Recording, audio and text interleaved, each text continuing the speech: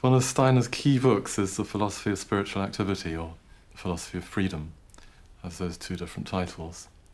And in that book he describes how thinking as an activity can be intensified so that it becomes a kind of dialogue with the world of spirit.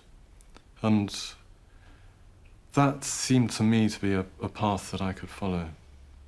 But when you say world of spirit, I mean, that can sound pretty weird to some people. Are you talking about talking to spiritual beings, or what do you mean by the world of spirit? Well, yes, I do.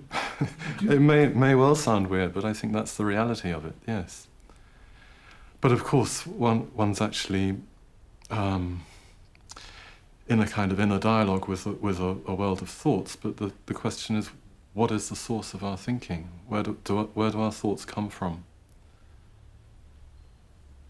That's a living question, which I think anyone who's engaged with that question of what thinking really is obliged to ask. I mean, most people would probably say that our thoughts come from our brain. Most people probably would say that, yes. Well, I don't think that's actually correct. And even to the extent, of course, thinking is dependent on our having a brains. If you cut my head off, I wouldn't be able to think. But it doesn't mean that the source of thinking is material. How long must I be silent was the question that Rudolf Steiner was asking himself as he reached the age of 40, unable still to share his experiences of what he called die geistige Welt, the spiritual world. In 1897, he moved to Berlin, initially to edit an avant-garde literary and theatrical magazine.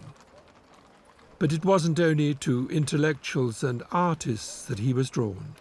As a result, he was asked to give courses in history at a workers' educational institute, a post he held for 7 years.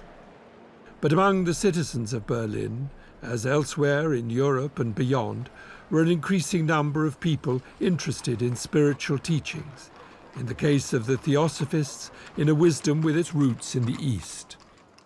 Here at last was an audience eager to listen to someone not just speaking out of the past, but out of his own inner vision.